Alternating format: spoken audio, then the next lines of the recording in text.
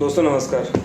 मेरा नाम अनंत प्रताप सिंह। आज फिर से आप लोगों के बीच में हाजिर हुआ हूँ श्याम नारायण पांडे जी की रचना जौहर का प्रथम अध्याय परिचय लेकर। इसके पहले मैं ऑलरेडी आप लोगों के साथ मंगलाचरण इसी जौहर का मंगलाचरण अध्याय आप लोगों के साथ शेयर कर चुका हूँ।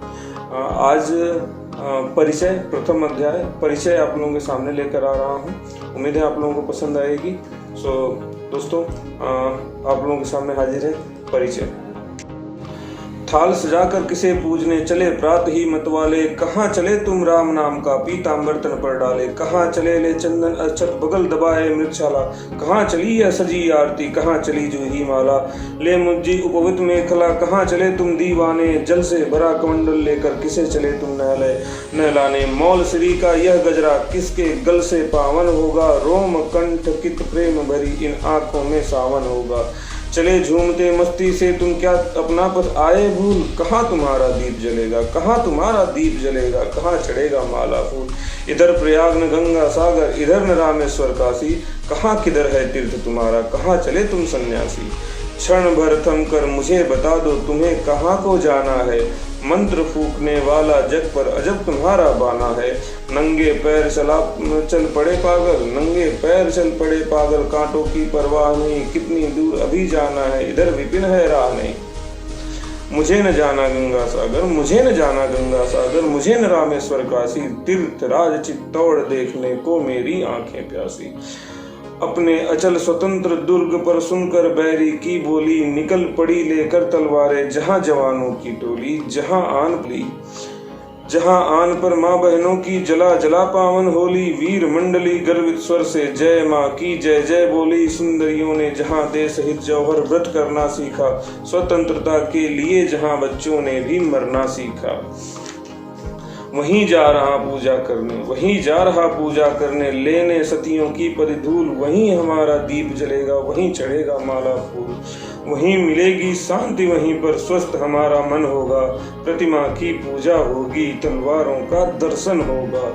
जहाँ पद्मिनी जौहर व्रत कर चढ़ी चिता की ज्वाला पर, क्षण भर वहीं समाधि लगेगी बैठ इसी मृगशाला पर। नहीं रही पर चिता भस्म तो होगा ही उस रानी का, पड़ा कहीं न कहीं होगा ही चरण चिन्ह महारानी का। उस पर ही ये पूजा के सामान सभी अर्पण होंगे, उस पर ही ये पूजा के सामान सभी अर्पण होंगे। चिता भस्म कण ही रानी के दर्शन हित तर्पण होंगे। आतुर पथिक चरण छू छू कर वीर पुजारी से बोला, और बैठने को तरु नीचे कंबल का आसन खोला। देरी तो होगी पर प्रभुवर मैं न तुम्हें जाने दूंगा, सती कथा रसपान करूंगा और मंत्र गुरु से लूंगा। कहो रतन की पूत कहानी रानी का आख्यान कहो, कहो सकल जौहर की गाथा जन जन का बलिदान कहो। कितनी रूपवती रानी थी पति में कितनी रमी हुई, अनुष्ठान जौहर का कैसे संगर में क्या कमी हुई। अर के अत्याचारों की तुम संभल संभल कर कथा कहो, कैसे जली किले पर होली वीर सती की व्यथा कहो।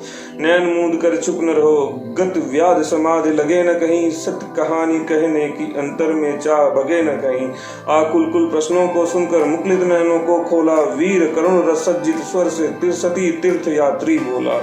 क्या न पद्मिनी जौहर का आख्यान सुना प्राचीनों से, क्या न पढ़ा इतिहास सती क्या विद्या निरत नवीनों से। यदि न सुनी तो सुनो कहानी सती पद्मिनी रानी की, पर झुक झुक कर करो वंदना पहले पहल भवानी की। पहल भवानी की। रूपवान था रतन पद्मिनी रूपवती उसकी रानी, दंपति के तन की शोभा से जगमग जगमग रजधानी। रानी की कोमलता पर कोमलता ही बलिहारी थी, छुई मुई सी कुमला जाती वह इतनी सुकुमारी थी। राजमहल से छत पर निकली हस्ती शशिकिरणें आई, मलिन स्पर्श के रूप न हो इससे बिहरी बन पर छाई। मलयानिल पर रहती थी वह कुसुम सुरग पर सोती थी, जबकि पलकों पर बसकर प्राणों में प्राण सजोती थी। उषा की स्वर्णिम किरणों के झूले पर झूला करती, राजमहल के नंदनवन में बेला सी फूला करती। बिखरे केसों में अंधियाली मुख पर छाई उजियाली, राका अमा मिलन होता था भरी मांग की ले लाली। बालों में सुंदर चिन्ह ही था दो प्राणों का बंधन, बालों में सुंदर चिन्ह ही था दो प्राणों का बंधन, मानो गंतम तिमिर चीर कर हंसी उषा की एक किरण। बाल मृगी सी आंखों में आकर्षण ने डेरा डाला, बाल मृगी सी आंखों ने आकर्षण ने डेरा डाला। सुधा सिक्त विद्रुम मधुरों पर मदिरा ने घेरा डाला, मधुर गुलाबी गालों पर मंडराती फिरती मधुपाली। एक घूंट प्रतिसात पिया मधु चढ़ी गुलाबी गुलाबी पर लाली। आंखों में सरसी रूह ने सम्मोहन जा जा कर सीखा, रानी का मधुवर्षी स्वर कोयल ने गा गा कर सीखा। घूंघट पट हट गया लाज से मुस्काई, जग मुस्काया निश्वासों की सरस सुरभ से फूलों में मधुरस आया। अरुण कमल ने जिनके तप से इतनी सी लाली पाई, फूलों पर चलने से जिनमें नैन सी मृदुता आई, नवनी सी मृदुता आई। फैल रही थी दिग दिगंत में जिनकी नख छवि मत वाली, फैल रही थी दिग दिगंत में जिनकी नख छवि मत वाली। उन पैरों पर सह न सकी लाक्षा रस की कृतम लाली। नकल गुलाबों ने हंस हंस कर सुरभि रूप में भर डाली, कमल कोश से उड़ उड़ कर भंवरों ने भी भावर डाली। जैसी रूपवती रानी थी वैसा ही था पति पाया, मानो वासव साध सची का रूप धरातल पर आया। भरे यहीं से तंत्र मंत्र मंजिश ने अपने बाणों में, पति के प्राणों में पत्नी थी, पत्नी के प्राणों में। दो मुख थे पर एक मधुर ध्वनि, दो मन थे पर एक लगन, दो उर थे पर एक कल्पना, एक मगन तो अन्य मगन। विरह नाम से ही व्याकुलता जीवन भर संयोग रहा, एक मनोहर सिंहासन पर सूर्य प्रभा का योग रहा। रानी कहती न वसंत में कोयल किसको तोल रही, पति के साथ सदा राका है कहू कुहू क्यों बोल रही। सावन के रिमझिम में पापी डाल डाल पर डोला क्यों, पी तो मेरे साथ साथ पी कहाँ पपीहा बोला क्यों।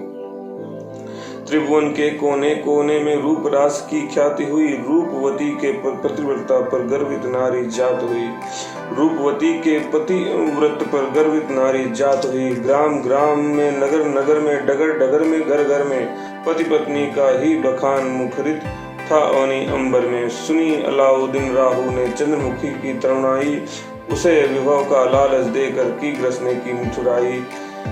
जितने अत्याचार किए उन सबका क्या वर्णन होगा, सुनने पर वह करुण कहानी विकल तुम्हारा मन होगा।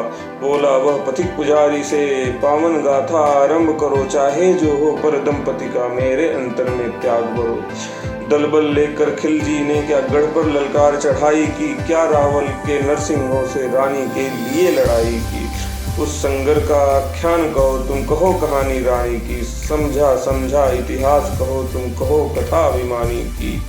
जब जब माला निर्भय वर्णन जौहर का करने लगा यदि, आख्यान सुधा अधिकार के अंतर में भरने लगा यदि। तो दोस्तों आज ये था जौहर का प्रथम अध्याय परिचय। तो फिर से एक नए वीडियो में आप लोगों से मुलाकात होगी इसी जौहर रचना के स्वामीनारायण पांडे जी की रचना जौहर के द्वितीय अध्याय युद्ध को लेकर। तो दोस्तों नमस्कार, धन्यवाद।